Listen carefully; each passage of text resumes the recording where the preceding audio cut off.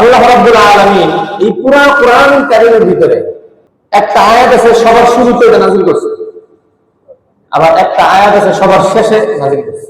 বিধিবিধানের ক্ষেত্রে একটা আয়াত সবার শেষে নাযিল করছে, আর একটা হলো পূর্ণ কোরআনের শেষে একটা আয়াত নাযিল করছে, এরপরে কোনো আয়াত নাযিল হয়নি। আমাদের জানা দরকার আছে কিনা? আলহামদুলিল্লাহ, মহান আল্লাহ রাব্বুল আলামিনের দরবারে অসংখ্য অগণিত শুকরিয়া যে মহান আল্লাহ রাব্বুল আলামিন আমাদেরকে এখনো পর্যন্ত হায়াতের মধ্যে বাকি রেখে সুস্থতার সাথে, ঈমানের সাথে, ইজ্জতের সাথে জুমার দিনে জুমার নামাজ আদায়ের জন্য জুমার মসজিদে এসে বসে হাজিরি দেওয়ার তৌফিক দান করেছেন। এই জন্য রব্বে কারীমের দরবারে অন্তরস্থল থেকে কালিমাতুল শুকর আদায় করি, সকলে পড়ি আলহামদুলিল্লাহ।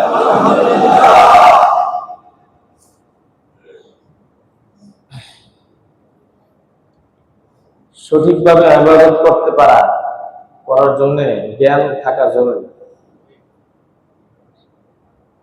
কোনো আওয়াজ নাই, নীরব স্তব্ধ, এখানে যখন আপনারা নামাজ পড়েন তখন ধ্যান ছুটি কিনা, খেয়াল এদিক সেদিক যায় কিনা? তুমুল বয়ানের মধ্যে যারা নামাজ পড়ে তার নামাজ কি সহি হবে? ভয় পেয়েছেন আপনারা? আরে একেবারে তাহাজ্জুদ নামাজ পড়েন কারা কারা? হাত উঠান। তাহাজ্জুদ কারা কারা পড়ে বলেন তো? তাহাজ্জুদের ভিতরে নামাজের দ্বারা দিল এদিক সেদিক যায় না? যায় না? যায় না? ওপেন কথা। যখন তুমুল বয়ান শুরু হয় তখন কি ধ্যান ঠিক রাখা সম্ভব? সম্ভব না। এরপরে তো নামাজ পড়তেছে। এখন এটা অনেক অনেক মন্তব্য করবেন যে রাসূল বলছে দুকুলের মসজিদ পড়তে, এর আগে পরে যে কত কথা আছে এটা তারা আমরা জানি না। একটা কথা জানি তো শুনলে হবে না। বয়ানের যে টাইম, ওই টাইম শুরু হয়ে গেলে নিয়ম হলো বয়ান শোনা। বয়ান শোনা কি না জায়েজ? দিনের কথা শোনা কি না জায়েজ? হারাম, সওয়াবের কাজ। কত সওয়াবের কাজ? আপনার ঈমানের চাইতে, ঈমানের ইলম হাসিল করা ঈমানের চাইতে বেশি দাম। বুঝতে হবে। এই সময় কোনো মুসলিমদের কথা নেই। যখন তালিম শুরু হয়ে যাবে তখন বলবো যে নামাজের জন্য তালিম কেন হবে? এইটা বলে না যে ভাই আপনাদের দুই একজনের কারণে পরিবেশ নষ্ট হয়, কেন আপনারা এখন নামাজ পড়েন? দরকারটা কি? এটা কি ফরজ না ওয়াজিব নাকি?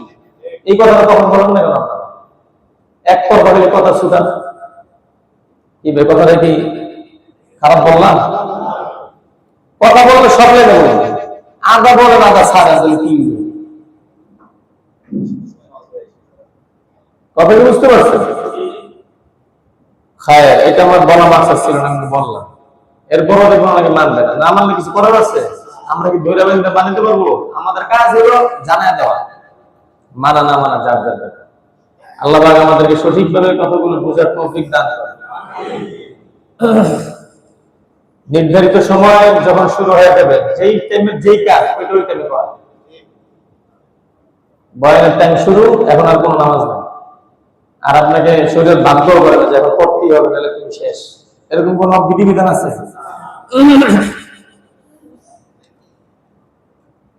এবং যেই সমাজের যে রসুল, এটা যদি শরীর বিরোধী না হয় ওইটা মানাই রসুলের তরিকা। এই জন্য দেখবেন কোথাও নামাজ হাত ছেড়ে পড়ে, কোথাও বুকে হাত বেঁধে পড়ে, কোথাও নাবির উপরে, কোথাও নাবির নিচে। করুক না, তবুও করুক। কি ভাই কথা ঠিক আছে কিনা? কোথাও আমিন আসতে, কোথাও জোরে। আরে ভাই তো বলে বলুক, কিন্তু যেখানে আসতে বলে ওখানে আপনি আসতে বলেন, এটি আদব।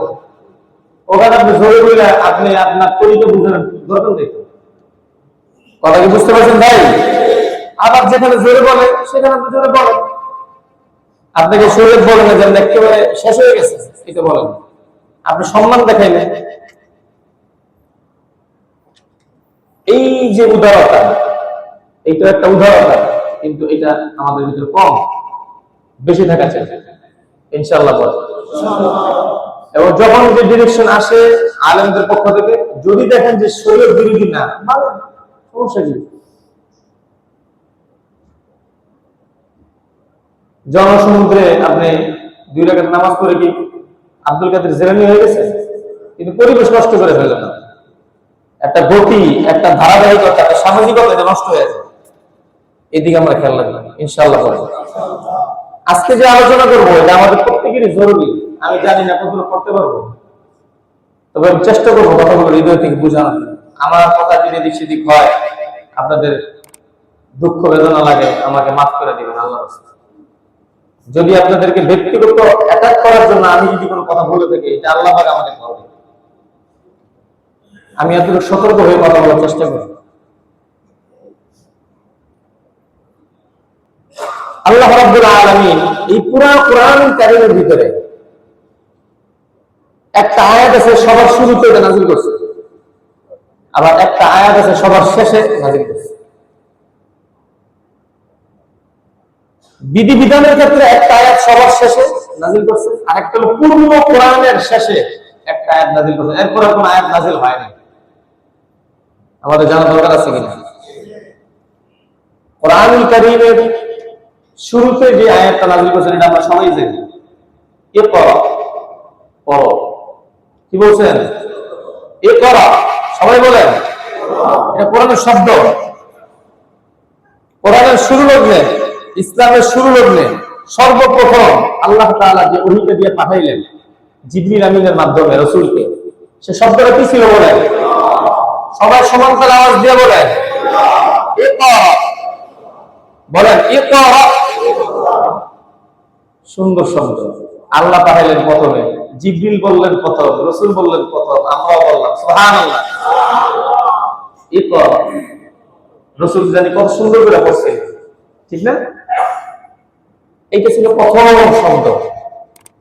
ইকরা বিসমি রাব্বিকাল্লাযী খালাক, খালাকাল ইনসানা মিন আলাক, ইকরা ওয়া রাব্বুকাল আকরাম আল্লাযী আল্লামা বিল কলম আল্লামাল ইনসানা মা লাম ইয়ালাম। আল্লাহু আকবার বলেন। ইকরা দিয়ে আল্লাহ বুঝাইলেন, তুমি যদি দুনিয়াতে মানুষের মতন মানুষ হইতে চাও তাহলে তোমাকে পড়তে হবে। বলেন কি করতে হবে? এই পড়া কোন পড়া? ইলমে ওয়াহির পড়া, জেনারেল পড়া কথা না বলেন। সরাসরি জগা খুশি কথা বলতে তো লাভ নাই। আপনাকে খুশি করে লেগে যে আল্লাহ তো কইছে মাঝে মাঝে এটাও পড়তে, এই সমস্ত কথা এখানে নাই। পরিষ্কার কথা, ইকরা বলতে আল্লাহ তাআলা ইলমে ওয়াহির কথা বলছে। কোন কথা? সরাসরি আল্লাহ তাআলার পক্ষ থেকে যেটা আসছে। এই পড়া যদি কেউ পড়ে সে সঠিক জ্ঞানগুলো পাবে। এখন সঠিক জ্ঞান পাওয়ার পরে যদি কেউ মানে তখন তার এক রাস্তা, আর যদি না মানে তখন তার আরেক রাস্তা। সঠিক জ্ঞান পাওয়ার পরেও মানুষ কিন্তু ভুল রাস্তা যেতে পারে। কি ভাই, যেতে পারে না? পারে না। কিন্তু সঠিক রাস্তায় যাওয়ার জন্য ইলমে ওয়াহি জ্ঞান ছাড়া কেউ সঠিক রাস্তা পাবে না, সম্ভবই নেই। আপনি যদি এখান থেকে এই সিটি হাউজিং এর 3 নম্বর রোডে ঢুকতে চান, কথার কথা, তাহলে আপনার 3 নম্বর রোডে আসার পরেই আপনি নিশ্চিত হতে পারবেন যে আমি 3 নম্বর রোড ঢুকতে পারবো। কিন্তু আপনি ঢুকতেছেন ওই দৌলন্দের ওই রাস্তা দিয়া, খালি ঘুরে সিটি হাউজিং এর আশেপাশে আপনি আসেন না, তাহলে 3 নম্বর রোডে ঢুকে দেবে? আপনি ঘুরতে পারবেন, হাঁটতে পারবেন, চলতে পারবেন, সিটি হাউজিং এর 3 নম্বর রোড আপনি ঢুকে দেবেন, যেহেতু ওই জায়গায় তো আসেন না। জান্নাতের একটা রাস্তা হলো সিরাতুল মুস্তাকিম। এই মুস্তাকিমের পথে আসতে হইলে ইলমে ওয়াহির জ্ঞান ছাড়া, এটা সান্নিধ্য ছাড়া এই রাস্তা কোথায় পসিবল না। এটা ইম্পসিবল একটা বিষয়। তাহলে এখন জেনারেল শিক্ষা যেগুলো আছে এগুলো মানুষ শিখবে না? শিখতেছে না। কিন্তু সঠিক রাস্তা যদি আপনি আসতে হয়, ওই শিক্ষার পাশাপাশি আপনাকে কোরআনের শিক্ষা নিতে হবে। এটা ছাড়া উপায় নেই। কেউ যদি বলে যে স্যার আপনি চলতে পারবেন, উনি আপনাকে খুশি করছে, 2 পয়সা পাওয়া গেল। ইলমে ওয়াহির জ্ঞানই নাই, আপনি ইলমে ওয়াহির রাস্তা বুঝতে পারবেন।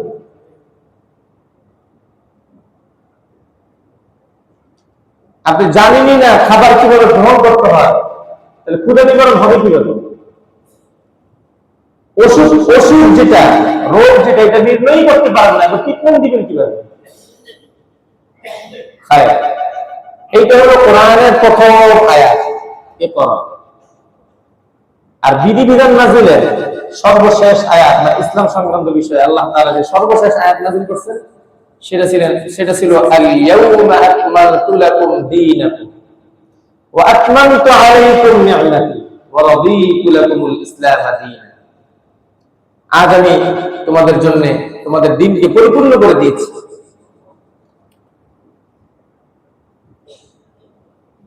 ইসলামকে তোমাদের জন্য আমি নিয়ামত হিসেবে দিয়েছি, এবং ইসলাম এই ধর্মকে, এই ধর্মের উপরে আমি আল্লাহ রাব্বুল আলামিন সন্তুষ্ট হয়ে গেছি। তোমাদেরকে যে ইসলাম দিলাম, যে জীবন বিধান দিলাম, এটার উপর আমি আল্লাহ সন্তুষ্ট প্রকাশ করলাম। সুবহানাল্লাহ। বিধিবিধানের ক্ষেত্রে পূর্ণ কোরআনের সর্বশেষ যে আয়াত নাযিল করছেন এটা হলো সূরা বাকারা আয়াত নম্বর 281, 3 পারা 6 নম্বর বিষয় একেবারে লাস্ট আয়াত। আল্লাহ রাব্বুল আলামিন বলেন ওয়াত্তাকু ইয়াওমান তুরজাউনা ফীহি ইলাল্লাহ। আল্লাহ রাব্বুল আলামিন এই আয়াতটি যখন নাযিল করলেন তখন আল্লাহর নবী মারা যাবেন, এর মাত্র 8 দিন বাকি। মারা যাওয়ার ঠিক 9 দিন আগে আল্লাহ রাব্বুল আলামিন কোরআনুল কারীমের সর্বশেষ আয়াতটি নাযিল করে পূর্ণ কোরআনের সমাপ্ত ঘটাইলেন। কি আছে এই আয়াতের মধ্যে?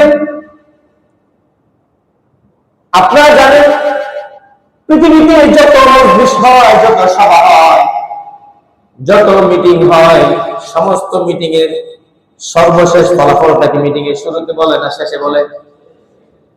এই জন্য মিটিং এর শেষে যারা থাকে, পূর্ণ মিটিং এ কি আলোচনা হলো শেষের কথাগুলো শুনে সে আন্দাজ করে ফেলে যে পূর্ণ মিটিং এর সারসংক্ষেপ এইটা। আল্লাহ রাব্বুল আলামিন পূর্ণ কোরআনুল কারীমের মধ্যে যা কিছু ঘটাইলেন, যা কিছু বললেন, এই পূর্ণ কথাটাকে সার নির্দেশ বানায় দিয়া এই আয়াতের মধ্যে ঢুকায় দিয়া তামাম পৃথিবীর সমস্ত মানুষকে একটা মেসেজ দিয়ে দিলেন। বললেন ওয়াত্তাকু ইয়াওমা, তোমরা ভয় করো ওই দিনের, যেই দিন আল্লাহ রাব্বুল আলামিনের কাছে তোমাদের সবাইকে ফিরিয়ে নেওয়া হবে। তুরজাউনা ইলাল্লাহ, যেদিন তোমরা আল্লাহর কাছে ফিরে যাবা। আর সেই দিনটা কেমন দিন? আল্লাহ পাক বলেন সুম্মা তুওয়াফা কুল্লু নাফসিন মা কাসাবাত ওয়া হুম লা ইউযলামুন।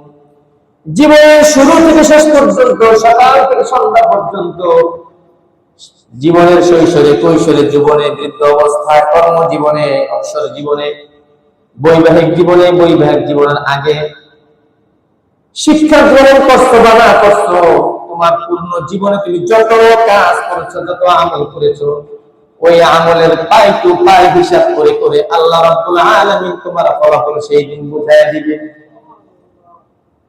চিন্তার বিষয়, সেই দিন মানুষের আমল নামা দুই ভাগে দেওয়া হবে। দুই ধরনের মানুষ সেই দিন উপস্থিত হবে মুমিনদের মধ্যে। এখানে কাফেরদের কোনো আলোচনা নাই। কিয়ামতের ময়দানে একদল মানুষ হবে যাদের ব্যাপারে আল্লাহ রাব্বুল আলামিন কোরআনুল কারীমে বলেন ফাসাউফা ইউহাসাবু হিসাবান ইয়াসীরা। সেই দিন কিছু মুমিন নারী এবং পুরুষ থাকবে যাদের ব্যাপারে আল্লাহ রাব্বুল আলামিন হিসাব কিতাব সহজ করে দিবেন। আর কিছু মানুষ এমন থাকবে যাদের ব্যাপারে আল্লাহ রাব্বুল আলামিন হিসাব কিতাব কঠিন করে দিবেন। দুনিয়াতে মানুষ যত আমল করছে সমস্ত আমলের পাই টু পাই হিসাব আল্লাহ তাআলা বুঝিয়ে দিবেন। দেওয়ার পরে কারো হিসাব হবে সহজ, কারো হিসাব হবে কঠিন। এটা সাংঘাতিক বিষয় ভাইরা আমার। আর আল্লাহ রাব্বুল আলামিন আয়াতের শেষে বলেন ওয়া হুম লা ইউযলামুন, কিঞ্চিত পরিমাণ জুলুম, অন্যায়, অবিচার, অনাচার কারো প্রতি করা হবে না। আল্লাহু আকবার বলে। এটা আল্লাহর দ্বারাই সম্ভব, এটা আল্লাহর দ্বারাই সম্ভব। আল্লাহ কারো প্রতি জুলুম করেন না। আল্লাহু আকবার, এটা আল্লাহর দ্বারাই সম্ভব।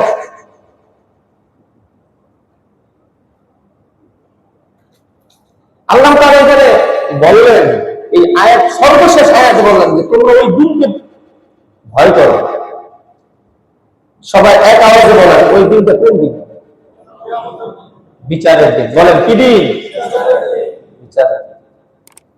এই বিচার দিবসের দিনকে যারা ভয় করবে তারা কোনোদিন দুর্নীতি করতে পারে না, কোনোদিন চুরি করতে পারে না, কোনোদিন বনের হক নষ্ট করতে পারে না, কোনোদিন রাষ্ট্রের হক নষ্ট করতে পারে না, কোনোদিন প্রতিবেশীর হক নষ্ট করতে পারে না, অন্যায় অনাচারে সে লিপ্ত হতে পারে না, রাতের অন্ধকারে সে গুনাহ করতে পারে না, ওস্তাদ হয়ে ছাত্রের হক সে নষ্ট করতে পারে না, যদি বিচার দিবসের ভয় তার ভিতরে থাকে।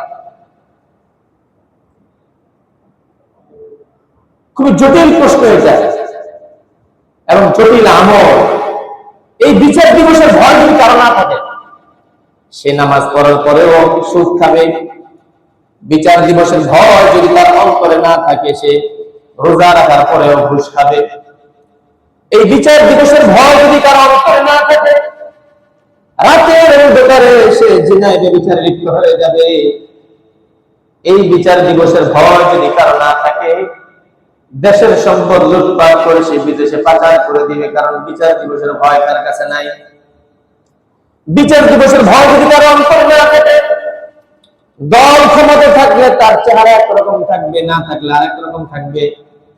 আর যদি বিচার দিবসের ভয় কারো অন্তরে থাকে, দিনে হোক বা রাতে হোক, দল ক্ষমতায় থাকুক অথবা না থাকুক, পেটে খাবার থাকুক বা না থাকুক, সর্ব অবস্থায় বিচার দিবসের ভয় যদি তার অন্তরে থাকে, এই ভয়টা তার অন্তরে থাকার কারণে আল্লাহর জমিনের উপরে আসমানের নিচে সে কোনোদিন স্বেচ্ছায় কোনো গুনাহ করতে পারে না।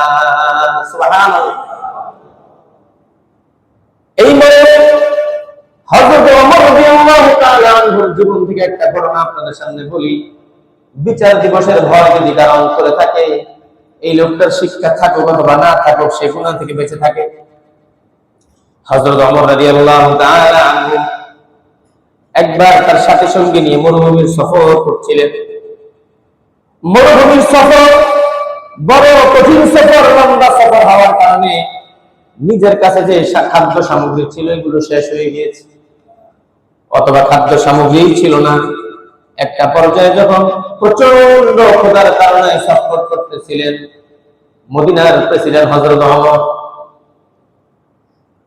চিন্তা করলেন ক্ষুধা নিবারণ করা দরকার, কিন্তু খাওয়ার মতন এখানে কোনো দোকানপাট নাই।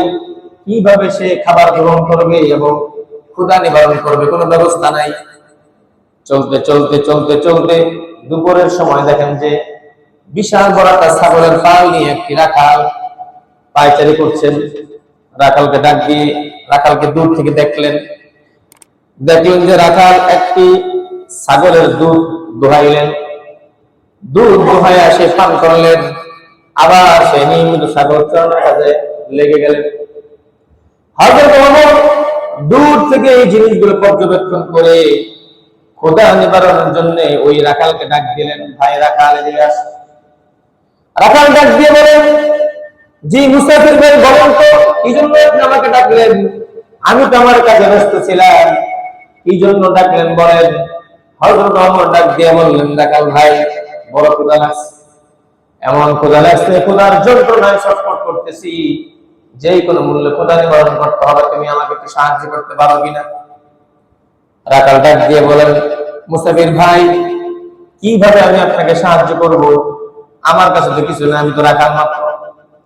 বললেন, তুমি যে ছাগলের দুধ পান করেছো, এরকম আরেকটা দুধের ছাগল থেকে তুমি দুধ পান করে দুধ বের করে আমাকে দাও, আমি দুধ পান করবো, ক্ষুধা নিবারণ করবো।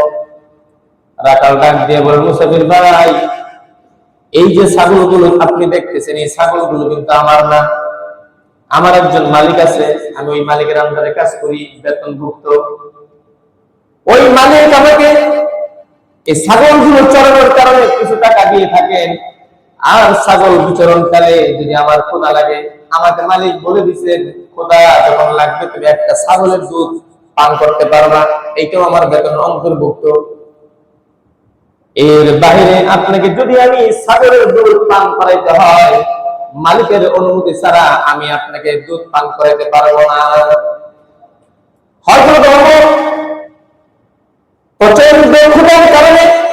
যদিও কষ্ট পাইতেছিলেন, কিন্তু তার শাসন আমলে তার রাজ্যের ভিতরে একজন রাখালের ভিতরে যে এতটুকু আমানতদারিতা আছে মনিবের প্রতি, এই আচরণ হযরত ওমর দেখার সাথে সাথে তৃপ্তি ঢেকুর দিলেন আর শান্তি অনুভব করলেন। খোদা যেমন তেমন আল্লাহ শুকরিয়া আদায় করে বললেন, আল্লাহ, আমার রাজ্যের ভিতরে একটা রাখালের ভিতরে যে এত সুন্দর আমানতদারিতা আছে আমি কোনোদিন কল্পনা করতে পারি নাই। সুবহানাল্লাহ। মুসলমান ভাইরা আমার, এই বিচার দিবসের ভয় যদি কারো অন্তরে থাকে, রাতের অন্ধকারও সেই গুনাহ থেকে বাঁচতে পারে। পৃথিবীর কোন চোখ যখন দেখে না তখনও সেই গুনাহ থেকে বাঁচতে পারে, কিন্তু শর্ত হলো বিচার দিবসের ভয় যদি তার কাছে থাকে। এবার হযরত ওমর চিন্তা করলেন, তাহলে রাখালকে অন্যভাবে দেখি দুধ খাওয়া যায় কিনা। রাখালকে অফার করলেন, ভাই রাখাল, ঠিক আছে, তুমি যেহেতু দুধ পান করাইবা না, তাহলে একটা ছাগল আমার কাছে বিক্রি করো, উপযুক্ত দাম যা আছে সেটা বলো, আমি দিয়ে দেই, কিন্তু তবু আমার ক্ষুধা নিবারণ করতে হবে, আমাকে সাহায্য করো। রাখাল ডাক দিয়ে বললেন, ভাই মুসাফির। রাখাল কিন্তু চিনে না সে যে মদিনার প্রেসিডেন্ট হযরত ওমর, তার সাথে কথা বলতেছে, রাখাল জানে না। বললেন, ভাই মুসাফির, আমি যদি আপনার কাছে একটা ছাগল বিক্রি করে দেই, আমার মালিক যখন দিন শেষে ছাগলগুলো গণে গণে নিবে, আমি তখন মালিককে কি বলবো, আমাকে বলে দাও। হযরত ওমর ডাক দিয়ে বললেন, ভাই রাখাল, এটা তো সহজ একটা উপায়। মরুভূমিতে ছাগল চড়াইলে বাঘে শ্রীগালে ছাগল করে খেয়ে ফেলে, তুমি তোমার মালিককে বলবে একটা ছাগল বাঘে খেয়ে ফেলছে, তাহলে তোমার নির্ধারিত বেতন হয়ে গেল, উপরন্তু তুমি এক্সট্রা একটা ইনকাম তুমি পেয়ে গেলে, তোমার দিনটা ভালো যাবে। এতক্ষণ ধরে রাখাল স্বাভাবিক দেবে ওই মুসাফির হযরত ওমরের সাথে কথা বলতেছিলেন, যেই মাত্র দুর্নীতির একটা কথা বললেন, রাখালের মাথা মোটা গরম হয়ে গেছে, চেহারা লাল হয়ে গেছে। বলছে, ভাই মুসাফির, এতক্ষণ তো তোমার সাথে ভালোভাবে কথা বলতেছিলাম, এখন তুমি যে অফারটা করলে এটা শুনে আমার মাথা গরম হয়ে গেছে, আমি সহ্য করতে পারতেছি না। বললো, কেন? রাখাল ডাক দিয়ে, মুসাফির, আমি আমার মালিকের এমন একজন বিশ্বস্ত কর্মী, আমি যদি বলি বাঘে একটা ছাগল খেয়ে ফেলছে, দ্বিতীয়বার ঘুরাইয়া মালিক আমাকে বলবে না কেন খেয়ে ফেললো, কিভাবে খাইলো, এত বিশ্বাস আমাকে করে। কিন্তু মুসাফির, তুমি কি এটা বলতে পারবে কিয়ামতের ময়দানে যখন আল্লাহ রাব্বুল আলামিন আমাকে বিচারের কাঠগড়ায় দাঁড়ায় বলবে ওই ছাগলটা কোথায় গিয়েছিল, সেদিন আমি আল্লাহ রাব্বুল আলামিনের দরবারে কি জবাবটা দিব, সেটা কি তুমি বলতে পারো? আল্লাহু আকবার বলো। মুসলমান ভাইরা আমার, যখন একজন শাসক মুসলিম হয় আর ইসলামের বাণীগুলো, কোরআনের বাণীগুলো পৃথিবীর মানুষের দুয়ারে দুয়ারে কলিজার কাছাকাছি পৌঁছায় দেয়, তখন শুধু শিক্ষিত নয়, মরুভূমির রাখালের অন্তরের ভিতরে বিচার দিবসের ভয়ের কারণে দুর্নীতি থেকে সে মুক্ত হয়। হযরত ওমর বিস্মিত হয়ে আল্লাহর কাছে শুকর আদায় করলেন, আমার রাজ্যে একজন রাখালের অন্তরেও বিচার দিবসের ভয় এই পরিমাণ যে সে গরিব থাকার পরেও দুর্নীতি সে করার সাহস করে নাই। তাহলে এই বিষয়ে দুর্নীতি করার সাহস করলো না, কিসের কারণে ভাই বলেন তো? বিচার দিবসের ভয় থাকার কারণে। বলেন না কোন দিবস? এই যুবকরা তোমরা কথা বলো, কোন দিবস বলো? বিচার দিবস। যে আমি যা বলি যা করি এর একদিন একটা জবাবদিহিতা আছে, একটা বিচার দিবস আছে।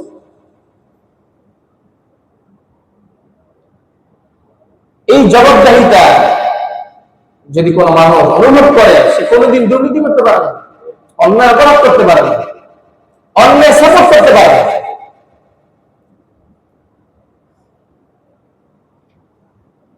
এই হযরত ওমর রাদিয়াল্লাহু তাআলা আরেকটা ঘটনা একদম শুরু মাত্র যখন খলিফা হইলেন, প্রেসিডেন্ট। খলিফা মানে কি? খলিফা মানে হলো শাসন ব্যবস্থা,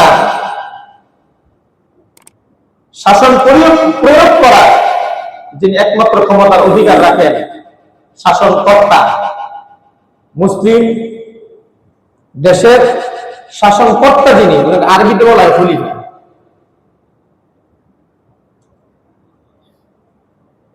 রাসূলের পরবর্তী সময়ে যারা রাষ্ট্রের দায়িত্ব নিচ্ছে, এরকম 4 জনের নাম আসে যাদেরকে খলিফা বলা হয়। এর মধ্যে একজনের নাম হল আবু বকর, একজনের নাম কি, দ্বিতীয় জনের নাম হযরত ওমর, যারা আমরা জানি না তার জোরে জোরে করি। দ্বিতীয় জনের নাম কি, হযরত ওমর। তৃতীয় জনের নাম হযরত ওসমান। চতুর্থ জনের নাম হযরত আলী। নামটাও সুন্দর করে দিতে হবে, হযরত বলে। হযরত মানে কি, জনাব। হযরত মানে কি, সম্মানের সাথে। ওনার চেয়ে সম্মানিত মানুষ আমাদের কাছে আসে নাকি আর কি? এই জন্য নাম নেওয়ার সময় খুব সম্মানের সাথে নেওয়া চাই। সাহেব, এই শাসনামলেও যখন প্রথম মাত্র উনি শাসনামল বুঝে পেলেন, আপনার খেলাফত বুঝে পেলেন, এই 2-1 দিনের মাথায় উনি ঘোরাঘুরি শুরু করলেন, রাজ্যের কার কি অবস্থা দেখাশোনা করতে লাগলেন। সময় বেঁধে দিলেন, মনে করেন শনিবার দিন সিটি হাউসে উনি দেখবে রাত্রেবেলা গোপনে, রবিবার দিন দেখবে ওয়েস্ট ধানমন্ডি, সোমবার দিন দেখবেন ওই 3 রাস্তার মোড়। এইভাবে দিন ভাগ করা ছিল, টাইম ভাগ করা ছিল। এই এক এক টাইম উনি এক এক মহল্লা ঘুরতেন।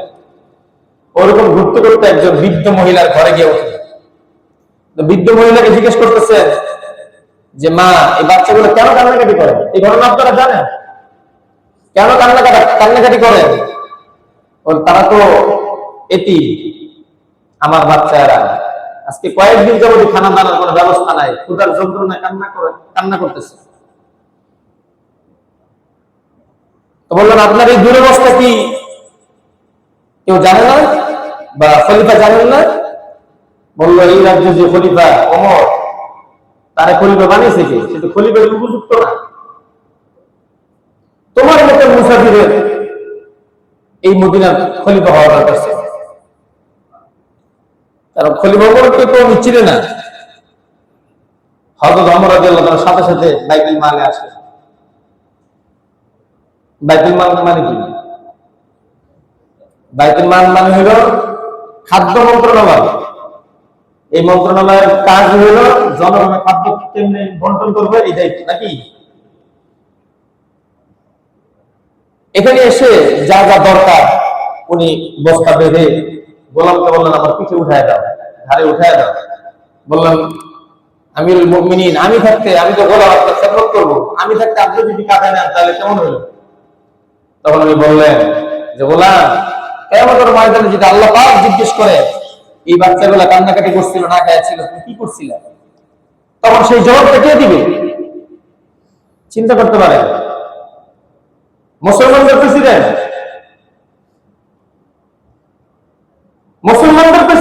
এমন হয়,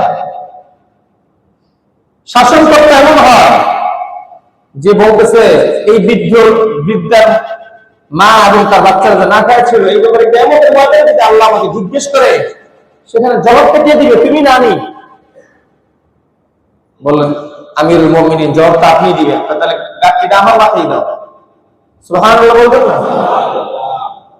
আজকে মুসলমানরা যারা আমরা নেতা হতে চাইতেছি, নেতা, তাদের তো এখান থেকে শিক্ষা নেওয়া দরকার। 10-12% ভোট হিন্দুদের। এই 10-12% ভোট যারা ভোটার, এদেরকে খুশি করার জন্য আমরা মন্দিরে যাই, তাদের সাথে সহমর্মিতা প্রকাশ করি। 88% মুসলমানদের কাছে একজন হিন্দু কি মসজিদে এসে তারা আমাদের কাছে সহমর্মিতা দেখাইছে? আওয়াজ দিয়ে বলতে দেখাইছে? কোন লজ্জায় আমরা তাদের কাছে যাই? কোন শরমে? হাজার একজন আছে নাকি আমাদের? এটা ট্রেডিশন হয়ে গেছে। এই কথার যোগ্যতা, এই কথা বলার যোগ্যতা আমার নাই, কিন্তু দুঃখ বলতেছি, আপনারা মিল করে দেখেন, ঠিক আছে? 10% ভোট যে হিন্দুদের, তাদের মন্দিরকে সহমর্মিতা দেখায় আমার ভোট দিতে ভোটের দরকারটা কি আমার?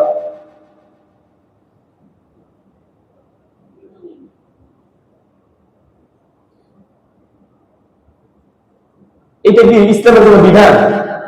কোন সাহাবীদেরকে দেখছেন যে মন্দিরে গিয়া বা হিন্দুদের কাছে গিয়া সহমর্মিতে জিজ্ঞেস করছে বা দেখাইছে যে আল্লাহ পাকের শুকরিয়া যে আমি আপনার এই মন্দিরে আসতে পারছি? লা হাওলা ওয়ালা কুওয়াতা ইল্লা বিল্লাহ।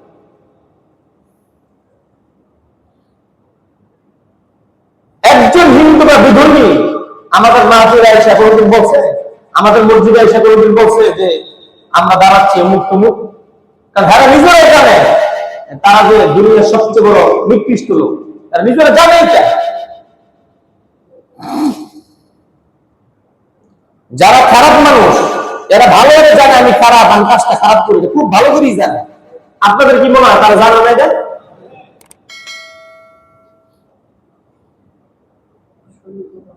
মানুষের জন্য তারা বুঝাবে গোবরের মধ্যে বরকত আছে, পেশাবের গরুর পেশাবে বরকত আছে, কিন্তু কোন মন্দিরে যদি কেউ গোবর আর গরুর পেশাব নিয়ে যায়, কোন হিন্দু পণ্ডিত সেগুলো গ্রহণ করবে? কয়েকজন না বসার, বাকিরা কোথায়? বলেন তারা কি গ্রহণ করবে? তারা ঢুকতেই দিবে না। তাহলে আপনারাই বলেন, আসলে এই যে বলে যে গরুর পায়খানা পেশাবে বরকত আছে, রহমত আছে, তাদের ভাষায় এটা কি তারা শরীর বলে না মানুষের সাথে ভণ্ডামি করে? এরপরে আমাদের মুসলমানের বাচ্চারা, নারীরা, ছেলেরা ওদিকে যায়। কাদের বাচ্চা যায়? ইমাম সাহেবের ছেলে মেয়েদের ওদিকে গেছে।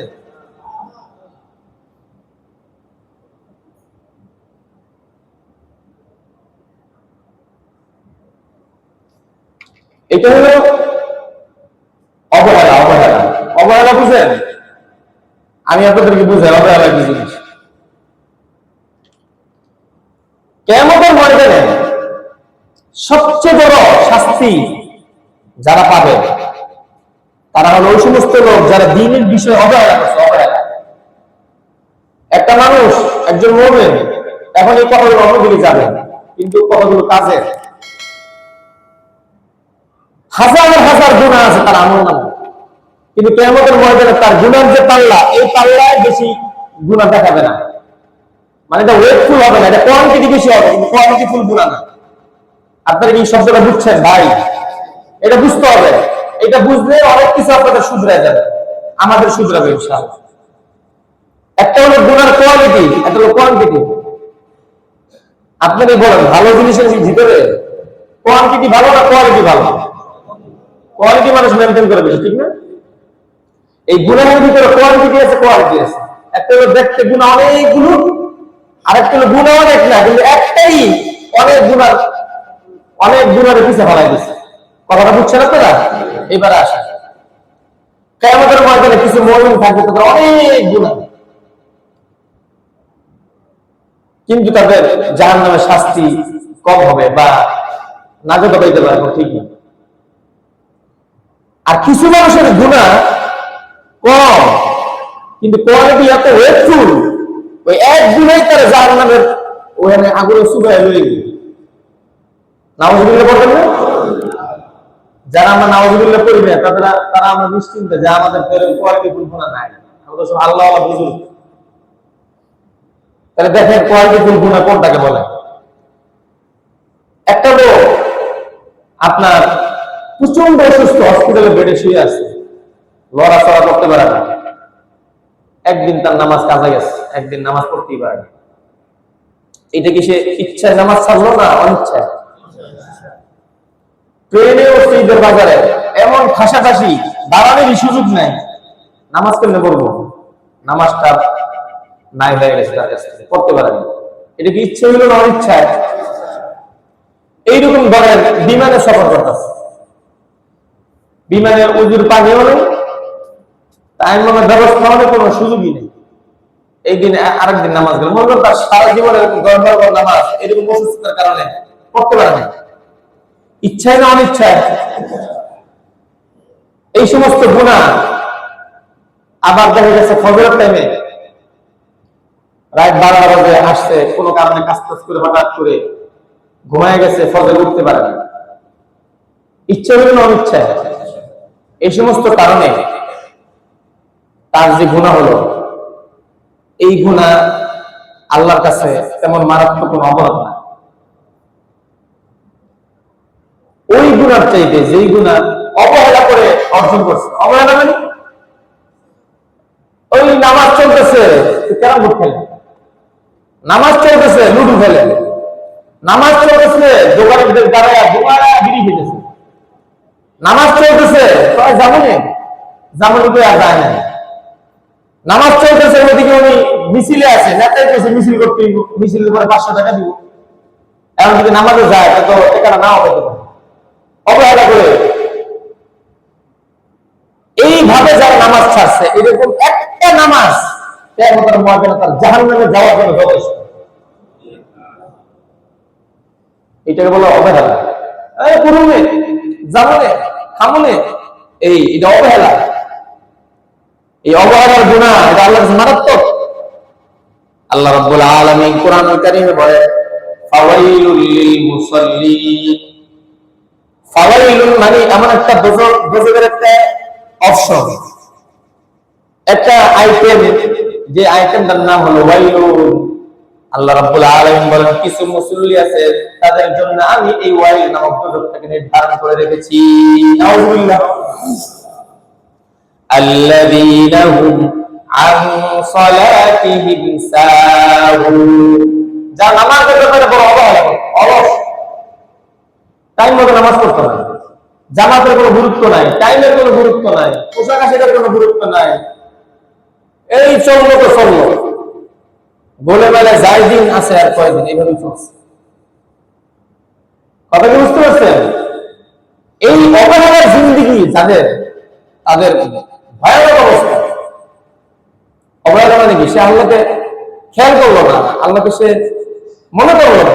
আল্লাহ রাব্বুল আলামিন বলেন ওয়ালা তাকুনু কাল্লাযীনা নাসুল্লাহা ফাআনসাহুম আনফুসাহুম।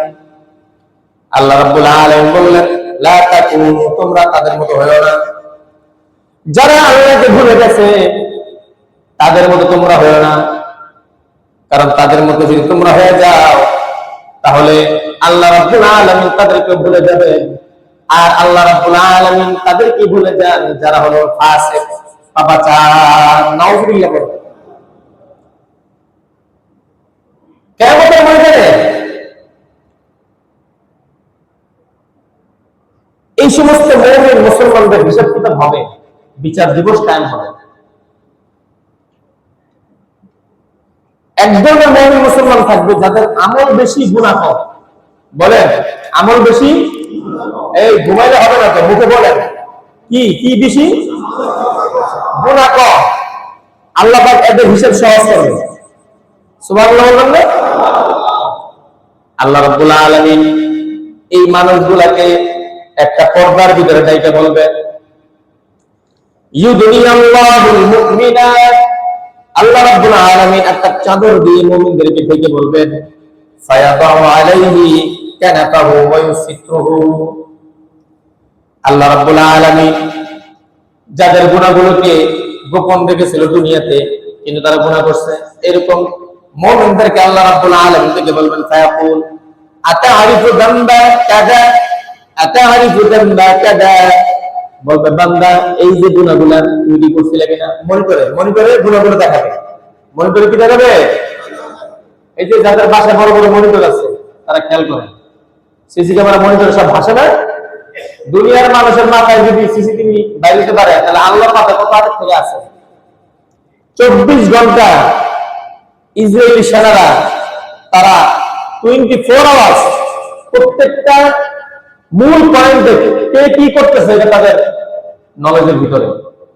চিন্তা করতে পারেন, একটা ইহুদিদের মাথায় যদি এই বুদ্ধি থাকতে পারে, তাহলে যে আল্লাহদের মাথায় বুদ্ধি দিচ্ছে, আল্লাহর মাথায় কি আছে? 24 আওয়ার্স আল্লাহ তাআলা সিসি ক্যামেরার আওতাধীন আমরা কিন্তু আছি। এই যুবক ভাইরা যারা বিভিন্ন দল করেন, ইসকনের সাপোর্ট করেন যারা, তারাও কি আল্লাহর কি আছেন? এই সিসিটিভি আওতাভুক্ত আমরা আছি। হিসাব কিতাব করে আপনার সাপোর্ট দিতে হবে। কোরআনুল কারীমের ভিতরে আসছে কিয়ামতের ময়দানে একদল বলবে আল্লাহ এত নেক আমল তো আমি করি নাই, এত রোজা এত নামাজ আমি করি নাই। আল্লাহ রাব্বুল আলামিন কোরআনুল কারীমে আয়াতটা বললেন মান ইয়াশফা শাফাআতান হাসানাতান ইয়াকুল লাহু নাসীবুম মিনহা।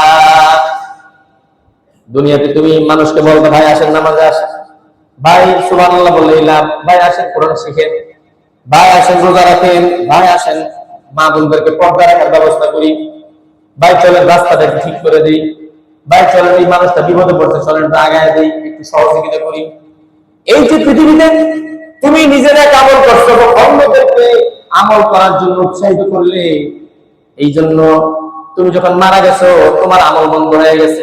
কিন্তু যেই আমলগুলো তুমি চালু করে আসছো, ওই আমলগুলো দীর্ঘদিন চলার কারণে আজকে তোমার আমল নামায় এই বিপুল পরিমাণ আমল জমা হয়ে গেছে।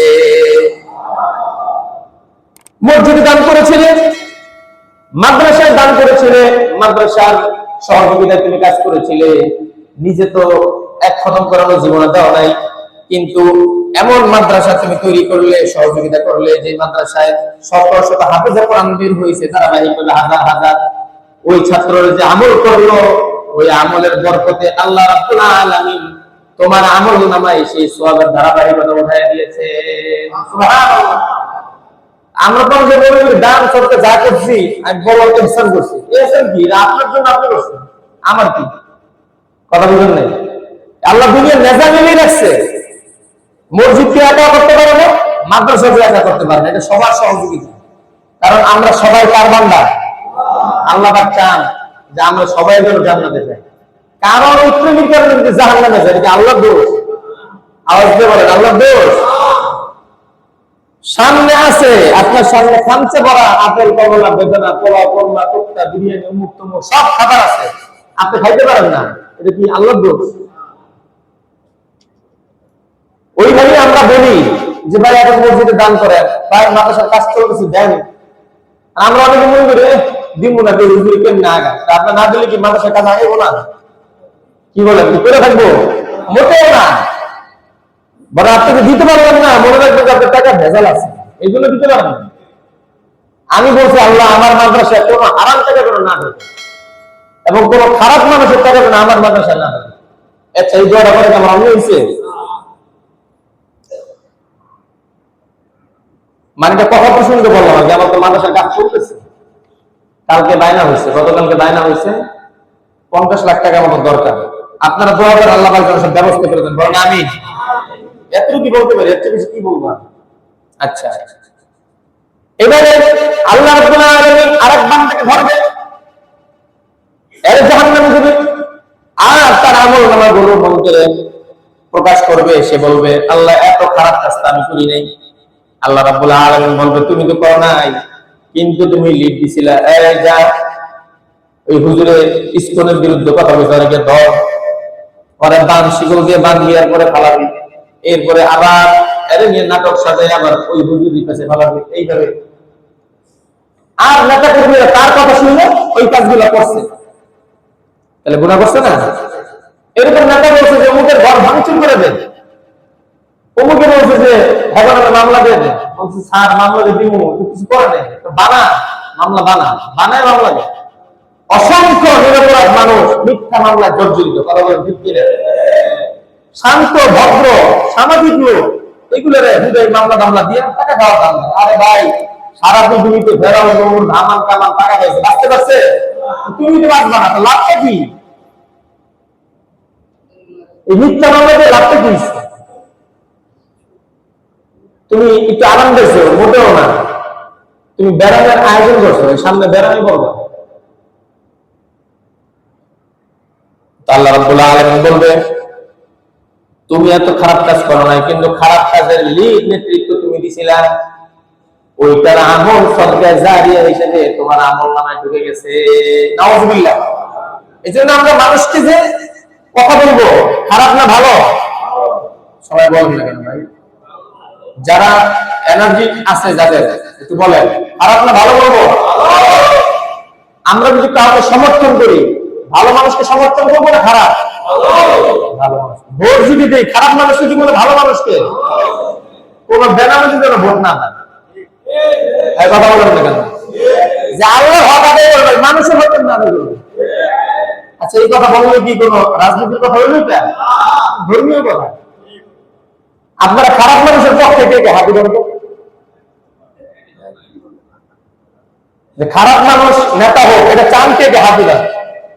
আমি আপনার পক্ষে কথা বলি যে হাতি দিচ্ছি এখন ঘুমাইছে। আচ্ছা যাই হোক, কেউই খারাপ মানুষের পক্ষে নেই, ঠিক কিনা বলেন? আমরা সবাই ভালো চাই, কি ভাই? সবাই ভালো চাই না? ভালো মানুষের পক্ষে কথা বলা এটা ভালো কাজ, এটা নবীদের কাজ, এটা আল্লাহর কাজ। আল্লাহ রাব্বুল আলামিন ওই যে যাদেরকে হিসাবের জন্য আনবে, হিসাবের ভিতরে এনে বলবেন, ফায়াকুলু, আল্লাহ রাব্বুল আলামিন বলবেন, বান্দা এই কাজগুলো কি তুমি করেছিলে কিনা? বলবে যে হ্যাঁ আল্লাহ করছিলাম। কারণ মুমিন তো ভদ্র মানুষ, মিথ্যা কথা বলার কোনো সুযোগ নাই, বলবে আল্লাহ করছিলাম। নাম আয় রব, হে আল্লাহ আমি এই কাজগুলো করছিলাম। হাত্তা ইযা qarrahu বিযুনুবিহি, এমনকি তারা তার গুনাহগুলোকে স্বীকার করবে। ওয়া রাআ ফি নাফসি আন্নাহু হালাক, আর এই গুনাহগুলো দেখে সে বুঝবে আমি ধ্বংস হয়ে গেছি। এরপরে বলবে আল্লাহ, আল্লাহ রাব্বুল আলামিন বলবেন, সাতারতুহা আলাইকা ফিদ দুনিয়া, দুনিয়া আমি তোমার গুনাহগুলোকে ঢেকে রেখেছিলাম।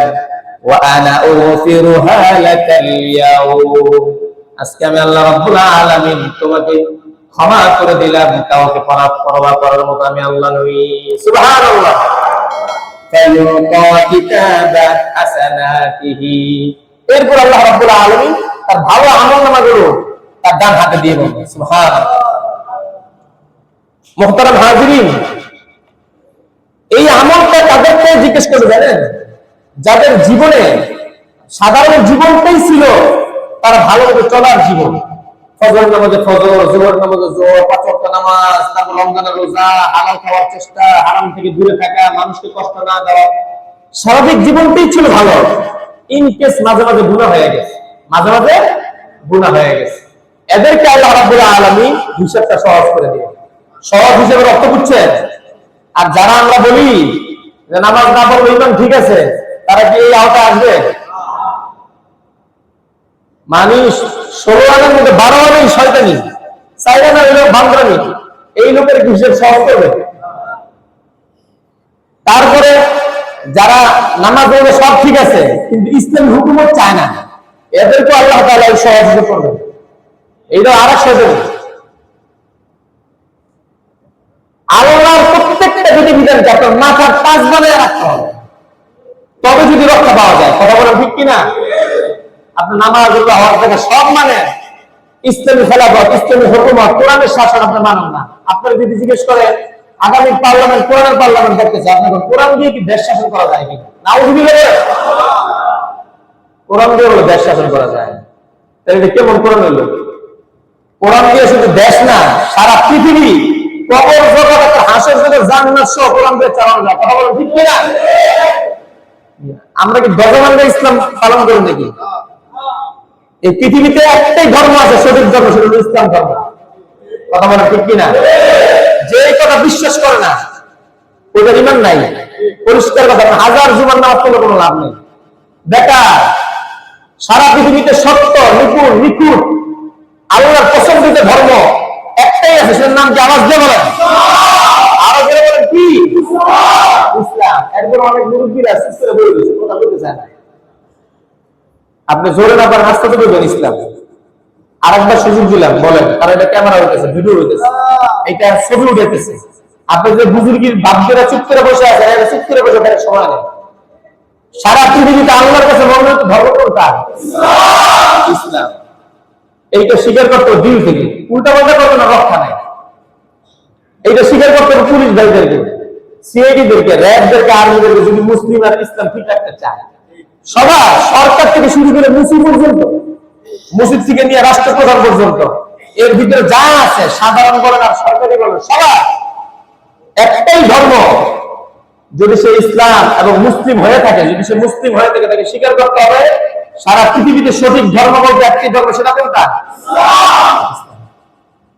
কোন অফিসার যদি মনে করে না আমি এত বড় অফিসার হয়ে গেছি ইসলাম আমার সবচেয়ে বড় ধর্ম হয় কেমনে, আমি তো বিভিন্ন ধর্ম থেকে টাকার বস্তা পাই, যদি মনে করে তাহলে সে টাকার বস্তা পাবে ঠিকই, কিন্তু শরীর ইসলাম সে পালন করবো না, সে দুনিয়াতে টাকার বস্তা পাইছে ইসলাম বিকৃত করার কারণে, আর জাহান্নামে আগুনের বস্তা দিবে। কথা বলো ঠিক কিনা? এই ন্যাক আমল যারা করবে, সহযোগিতা যারা করবে, এদেরকে পর্দার ভিতরে নিবে, বলছিলাম না, পর্দার ভিতরে নিয়ে 3টা লিস্ট তাকে দিবে। একটা লিস্টে আল্লাহ রাব্বুল আলামিন তার জন্য রাখবে হিসাবুল নিআম। সারা জীবনে 60 বছর 70 বছর 100 বছর যে হায়াত পাইলো, সে কত পরিমাণ নিয়ামত আল্লাহর পক্ষ থেকে সে খাইছে পাইছে, এই নিয়ামতের একটা তালিকা আল্লাহ তাআলা তাকে দিবে। আর 2 নম্বর তালিকা দিবে সারা জীবনের বয়স অনুযায়ী সে কি পরিমাণ ইবাদত বندگی করছে, এটা একটা তালিকা দিবে। 3 নম্বর তালিকা হবে এই সারা জীবনে সে যত গুনাহ করছে, অপরাধ করেছে, এই সমস্ত অপরাধের তালিকাও আল্লাহ রাব্বুল আলামিন মুমিন বান্দাকে দেখাবে। দেখানোর পরে মুমিন বান্দা যখন স্বীকার করবে, আল্লাহ রাব্বুল আলামিন তখন তাকে ক্ষমা করে দিয়ে জান্নাতে ঢোকানোর ব্যবস্থা করে দিবেন। সুবহানাল্লাহ। আর যারা আমানুষ আছে, আমানুষ নেতার কথা শুনছে, কোনদিন হুজুরের কথা শোনে না, আলেমদের কথা শোনে না। আলেম মানে আবার সরকারি আলেম না, দরকারি আলেম। বলেন সরকারি না দরকারি? দরকারি আলেম। আবার আপনারা বুঝবেন না যে সরকারি চাকরি যারা করে হ্যাঁ সরকারি আলেম, এটা বুঝাই না। এটা বুঝাইছি সরকার ভালো করুক আর খারাপ করুক, সে সরকারের কথাই বলে, সরকারের পক্ষেই যায়, আল্লাহ আইন সীমা লঙ্ঘন হইলেও সে পরোয়া করে না, অধীনের সরকারি আলেম। কথা বুঝতে পারছেন আপনারা? আর যারা সরকারি চাকরি করুক আর বেসরকারি চাকরি করুক, সর্ব অবস্থায় আল্লাহ তাআলার সন্তুষ্টি সে দেখে, সে মানুষের সন্তুষ্টি দেখে না, এদেরকে বলা দরকারি আলেম। এইরকম দরকারি আলেম যখন কথা বলছে, সে ওদের বিরোধিতা করছে, করে দিয়ে নেতার সাথে সঙ্গ দিয়ে নেতার কথা শুনছে, আল্লাহ রাব্বুল আলামিন তাদেরকে ডাইকে বলবে ইউসাফু বির রাজুলি মিন আহলিন নার ইয়াউমাল কিয়ামাতি আলা রুউসিল খালায়েক ফায়ানশুরু আলাইহি কিতাবু। আল্লাহ রাব্বুল আলামিন বলবে যে এই আকামগুলো কেন করছিলা, এই গুনাহগুলো কেন করছিলা? সে কি বলবে জানেন? আল্লাহ আমি তো দুনিয়াতে কোনো গুনাহ করি না। কি এর গুনাহ? গুনাহ কারে কয়? গুনাহ তো চিনিই না। আল্লাহকে বলবে সে, বুঝেন কি পরিমাণ দলের ভক্ত। হ্যাঁ কয় আল্লাহ আমি যে দল করছি, এই দলের শ্বাস নিঃশ্বাস আমার ভিতরে ছিল, এই দলের উপরে আমি মরছি, আমি কোনো অপরাধ করিনি। আল্লাহ আল্লাহকে তাই নাকি? তখন আল্লাহ তাআলা তার জবানটা বন্ধ করে দিবে, বন্ধ করে দিয়ে তাকে বলবে 3টা উপায়ে তার গুনাহগুলোকে প্রকাশ করবে। 1 নম্বর আল্লাহ পাক বলবেন ইয়াউমাইদিন তুহাদ্দিতু আখবারাহা বিআন্না রাব্বাকা আওহা লাহা। কিয়ামতের ময়দানে আল্লাহ রাব্বুল আলামিন পাপিষ্ঠদের জবানকে বন্ধ করে দিয়ে জমিনের জবানকে খুলে দিয়ে জমিনকে বলবে, জমিন বলে দাও সে কোন কোন জায়গায় অপরাধ করেছিল। জমিন তখন সিধা দিনে জমিন বলবে, সিধা দিনে জমিন ওপেন করে বলবে আল্লাহ জুমার নামাজের আগে বিড়ি খায় মসজিদে ঢুকছে, আবার জুমার নামাজ শেষ করেও সে দোকানে গিয়ে বিড়ি খাইছে। কথা বলে ঠিক কিনা? আরে বলবে না, বলবে না, বলবে আল্লাহ সিগারেট দিনের প্রতিষ্ঠা এত বলার পরেও বিড়ি সিগারেটের দোকান বন্ধ করে নাই, মালিকের এত টাকার দরকার, সিগারেটের দোকান দিয়ে টাকা ইনকাম করছে। এইভাবে বলবে। কথা বলেন ঠিক কিনা? আর এটা কোরআন না আয়াত, সূরা জিলজা, ভালো করে পড়ে দেখে বানায় কথা বলতেছে। এইভাবে যত গুনাহ অন্যায় অপরাধ করেছে সব মাটি গড়গড় করে বলে দিবে সেটার কিয়ামতের দিন।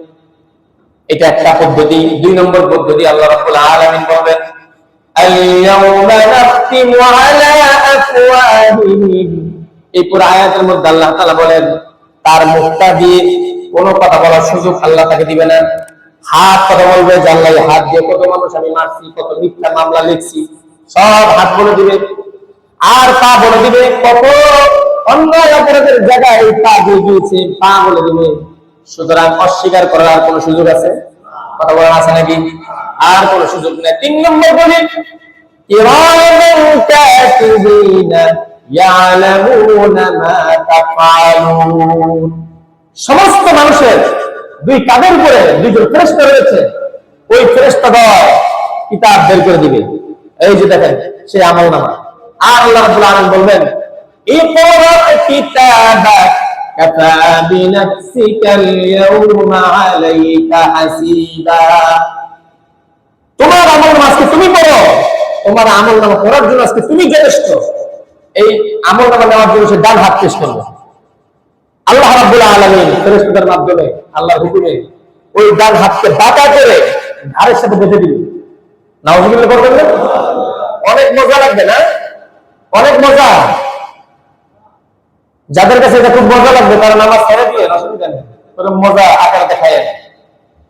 ডান হাতটাকে কাছে ঘাড়ের সাথে বেঁধে দিবে, আর বাম হাতটাকে বুকের ভিতরে দিয়ে ছিদ্র করে বাম হাতটাকে ঢোকায় দিয়ে পিঠে ছিদ্র করে পিঠ দিয়ে বের করে দিয়ে ওখানে আমলনামা দিবে। আর ঘাটটাকে মটকায় দিয়ে পিছন দিকে ফিরে বলবে এবার পর তোর পড়া আজকে তুই পড়ার জন্য তোর আমলনামার জন্য তুই যথেষ্ট। নাউযুবিল্লাহ করবেন না? এই শাস্তি আল্লাহ তাআলা রাস্তাতে আমাদের মাধ্যমে আরো ভয়ানক কথা আছে, এগুলো তো বলতেই পারলাম না। এইভাবে আল্লাহ তাআলা পাপিষ্ঠদের সাথে মুআমালা করবে। তাহলে আমি বললাম যে হিসাব একটা হবে সহজ, একটা হবে কঠিন। হিসাব একটা সহজ, একটা কি সহজ হিসাব কাদের জন্য করবে? নিয়মিত যারা আল্লাহ তাআলা বিধিবিধান মানছে, মাঝে মাঝে ভুল হয়ে গেছে, এটা উদাহরণ কেমন জানেন? ধরেন 1 কেজি গুড় কিনলেন আপনি, 1 কেজি গুড় কিনলেন, একটা 5 কেজি বালতির মধ্যে পানিতে এই গুড়টাকে ছাকলেন, শরবত বানালেন আর কি। শরবত বানানোর পর আমরা শরবতটাকে ছাকি না, ছাকার পরে একটু বালু বের হয় না? বালু, কথা বলেন না কেন? বালুটা কি খুব বেশি থাকে না খুব সামান্য? 1 কেজি গুড় যখন বিক্রি হয়েছে, এই বালুটাও তো গুড়ের দামে বিক্রি হয়েছে, ঠিক কিনা বলেন? আল্লাহ রাব্বুল আলামিন যে সমস্ত বান্দারা সবসময় নিয়মিত আমলের সাথে গেছে, মাঝে মাঝে গুনাহ হয়ে গেছে, অজস্র নেক আমলের ভিতরে ওই বালুর মতন কিছু গুনাহ রয়ে গেছে। এই গুনাহগুলো কেমনে ফিল্টার করবে জানেন? আল্লাহ পাক কোরআনে বলেন ইন্নাল হাসানাতি ইউযহিবুনাস সাইয়্যাত। অজস্র নেক আমল যখন বান্দার আমলনামা থাকে, তখন কিছু একটু গুনাহ যেগুলো আছে ওগুলোকে ফিল্টার করে পরিষ্কার করে পরিশুদ্ধ আমল আল্লাহর দরবারে পৌঁছায় যায়। সুবহানাল্লাহ। এখন কি আমল বেশি করবেন না কম? যারা নেক আমল বেশি করবেন তাদের আমল সহজ হবে। আলহামদুলিল্লাহ বলেন। ফজরের নামাজ জামাতে, সব নামাজ জামাতে পড়বো, মা বোনদেরকে পর্দা রাখবো, হালাল খাবো, হারাম থেকে বাঁচবো, মসজিদ মাদ্রাসা সহযোগিতা করবো। কিভাবে করবো? ইনশাআল্লাহ। আল্লাহ পাক আমাদেরকে কিয়ামতের ময়দানে সহজভাবে আল্লাহ তাআলার সামনে দাঁড়িয়ে হিসাব দেওয়ার তৌফিক দান করুন বলে আমিন। ওয়া আখিরু দাওয়ানা আলহামদুলিল্লাহি রাব্বিল আলামিন।